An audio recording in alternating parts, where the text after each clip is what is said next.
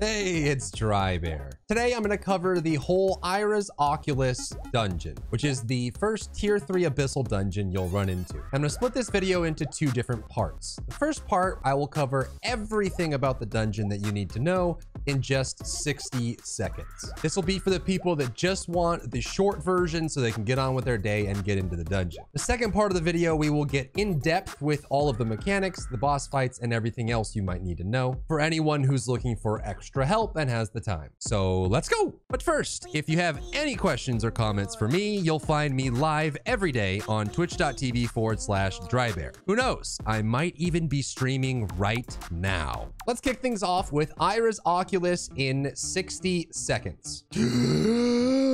First boss, depleting stagger bar grants a nasty buff on him, so keep the buff under 3 stacks. Lower your stagger by standing in the purple ooze. After every second 4-directional slam attack, he will grab a nearby player.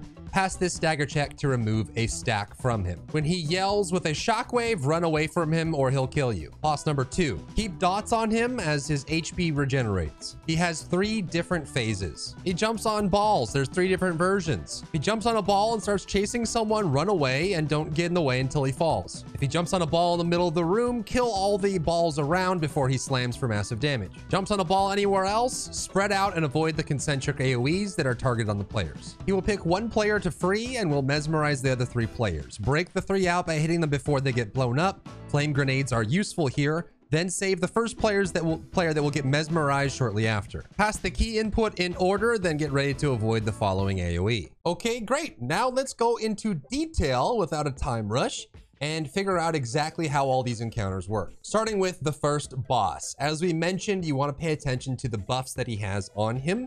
If you break the stagger meter for any reason, he will stagger for a second and then throw out a bunch of AoEs like this and then get a new stack on the bar and then start his process all over again, which isn't really a huge deal, the buff itself. The problem comes when he gets 3 stacks on him. After he gets 3 stacks, his damage is bonkers. If he ever grabs anyone, he will instantly kill them, and most of his abilities have a chance to one-shot as well. So he becomes very untenable if you let him get to 3 stacks. Now, there's 2 mechanics in the fight that allow you to avoid this. The first is going to be standing in the purple puddles, especially if you're a class that has high stagger like Gunlancer, Scrapper, Sorceress, Artillerist, any of the big heavy classes that have a lot of stagger in their kit. Make sure you're getting at least 2 to 3, if not more, of the debuffs. So you just have to walk over to the purple puddles when they're up. You can stand them as long as you want, get a bunch of debuffs, and this will lower your overall stagger output on the boss so that you can use your abilities without being as concerned about staggering him. The other mechanic is after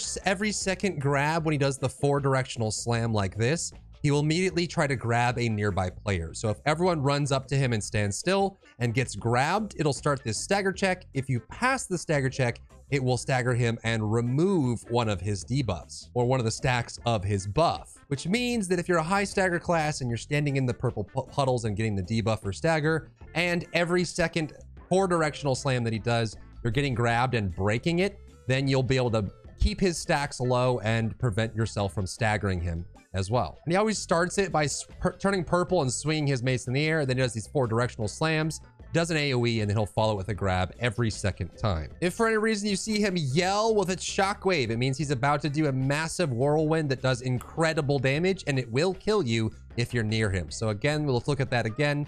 If you ever see him do this, where he turns and yells and you see the shockwave, get away from him until the whirlwind is done. Then you can go back in. And once again, it looks just like this. He'll turn, yell, and then you just got to get away from him. Boss number 2 actually has a lot of mechanics. Most of them are pretty straightforward, but there's some hidden secrets in them that are good to know. First, to reiterate, he does regenerate HP passively if he doesn't have any negative status effects on him. So just keep a bleed on him or keep a burn on him. You'll prevent his HP from going up during the fight. He has 3 different phases. You'll spend the first one in this little cave area. The second one, you'll enter the clown dimension and he'll take you in with him. And inside here, he'll have a couple new mechanics. And then when you get him low enough, he will transition back to the normal realm for the final phase. He also has a really nasty channeled punch attack, which he'll always start with a little shockwave that goes around him. So he'll turn blue and start the shockwave and then punch. So it's a hard one to counter if you're kind of slow, but it's pretty easy to see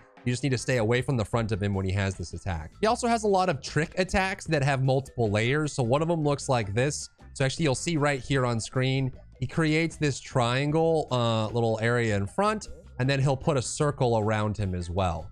And every time he does this, one of these two is fake and one of them is real. The easiest way to deal with this is just to treat them both as real and then run away. But you'll see the one that goes faster in front of him will always be the fake one. So whichever one progresses faster, it'll be fake. So you can see right there, it didn't hit anyone that was in the cone. And then the circle was slower and it'll do a stun. So you just have to pay attention to it. If you don't want to try and pay attention to how fast each one's moving, you can just avoid them both and then you don't have to worry about it. You also leave these balls around that have either a red creature on top or avatar, or a black one. The red one applies a debuff to everyone around. I think it varies as well. It can be anything from losing your meter building to damage or defense. So you just have to be staggering these when they show up to break them. And the black one will explode at the end, so it's a damage totem. So just when you see these totems, just deal stagger damage to break them. When he enters the clown dimension, he'll get a couple new attacks. One of them is jumping up into the air and slamming back down on the ground. So you'll see him raise his leg back like this. If you ever see him do that, where he raises his leg back and then leans forward, if he doesn't have a ball with him that he's about to kick, you know that he's about to jump up into the air. So you'll see him go up into the air, and following this jump, he will do either a fake attack or a real attack. So he'll have this ground target that'll appear on the ground, and there's an easy way to tell whether it's going to be fake or real. And that's if there are production lights on it. So if the circle shows up and there's no lights coming down, then you know it's real. If there are lights, like production theater lights coming down on it, it's a real attack. So sometimes he'll throw up a red circle that's fake and won't actually be landing, and then he'll follow up with a second one. And the way you tell the difference is if the lights are on it, then you know it's real. He will jump on a ball for 3 different attacks, and they all have easy tells. One of them, he'll jump on the ball and stand still. And for this one, you know, if he's not in the middle of the arena, then it's the one where he'll just do concentric AoEs. The easiest way to deal with this is for everyone to go in different directions, because it does a ground targeted concentric AoE on every person in the party and every second. So all you have to do is spread out in different directions and then take a step every time one is about to land, so that the next one doesn't land on top of you and you just kind of keep moving through it. But it's harder when everyone's packed together because the circles will overlap. The next one, he'll jump on a ball and start chasing someone. The person being chased just needs to run away until he falls off. Anyone can get in front of him and take damage from this. So it's important that everyone else just follows him and waits for him to fall off to deal damage.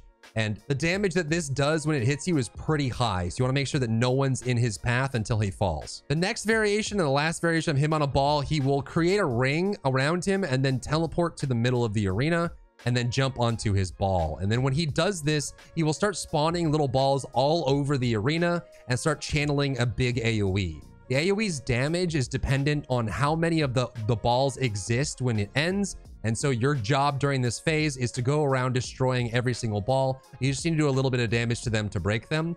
Easy way to do this too is just to spread out and start doing AoEs to these. And you can see where they are based on the horned icon on the mini map. So usually I'll just open my mini map, look around, and just follow that until you get all the balls gone. And then he'll land down. If you've killed enough of them, it won't kill you. When you deal enough damage, he will take you back to the original arena for phase 3. And the first thing he'll do when he goes into phase 3 is he will do a big AoE. So you see me pinging for my party here, but as soon as you come out of phase 2, just wait a second until the AoE happens and then go and attack him. Don't immediately rush him because he'll just do the AoE and do a bunch of damage to you. He'll periodically summon rings and then throw them forward. The one thing I want to note about this is when he does do this attack, there is actually a pretty large attack zone on him. So if you're a back attack class and you're standing back here, he can actually hit anyone that's standing around him when he creates these rings and throws them. Then he's just going to throw them forward and they'll circle around where he was in a really big AoE. That was a really bad circle. So it ends up being pretty big around him. Just one note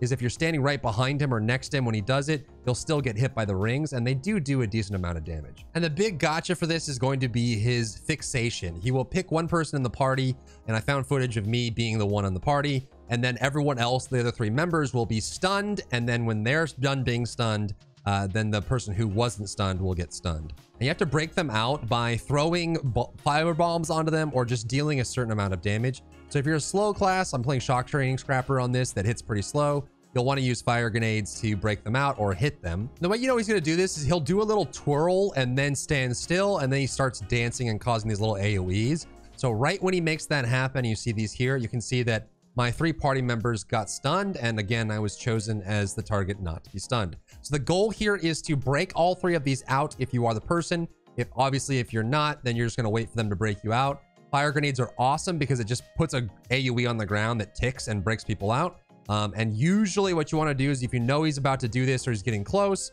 just try to stay as close to the boss at all times as possible, unless you need to spread out for an AoE. That way, one good fire grenade can get your entire team broken out.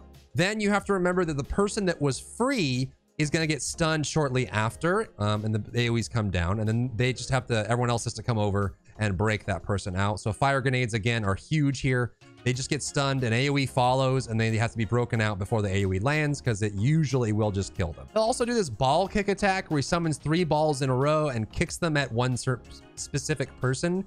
The one gotcha for this that I see a lot of parties struggle with is the person that's running from the balls doesn't actually need to strafe all that much because he's pretty slow about it. But what they'll do is they'll just keep running, and then oftentimes the balls will get kicked into party members that are staying in melee range. So the best thing to do is just run back and forth and strafe and let your party members wail on him while he's kicking the balls at you if you're the target. And the last mechanic is the key input, which is rather straightforward. He will do this big AoE, and then everyone will get stunned. And in the middle of the screen, you'll have a timer, and then you'll see these little key presses you have to press in order. If you press them in order, it will free you. You can move again. If you fail at any point and miss one of the keys, you will have to start over. I recommend just going slow on this since you have plenty of time to push through it. And the next thing you're gonna have to worry about is the next AoE. So he has 2 different AoEs that follows this attack. So there's one that is just a huge all around him and you have to get away, or there's one that's there's a safe zone inside him and then he does big AoEs all around. So you're either gonna have to run in and stand right next to him or run away and stay away from him, and he can randomly choose one of the 2. So you just have to kind of, what I usually do for these is, you can see me, I finish the key input, I stand about medium distance between these 2 X's, wait to see which one it is, and I either go in to attack if it's the inside, or I go out to avoid the AoE if it's the other one. And that's Aira's Oculus on both normal and hard mode, and everything that you need to know. If you guys liked the 60-second summary at the beginning of the video, let me know and I can do that definitely more. It's something I'm experimenting with. And I know this guide has been done before and this content's a little older, but I'm getting caught up on the content in the game. And I wanted to make sure that people that are getting to the game that are still new have a place to go, on my channel at least, to figure the game out. If you enjoyed yourself today, leave a like down below. You can support me and my work on Patreon and view Patreon exclusive content, link in the description. Thank you so much for tuning in, and I'll see you in the next one.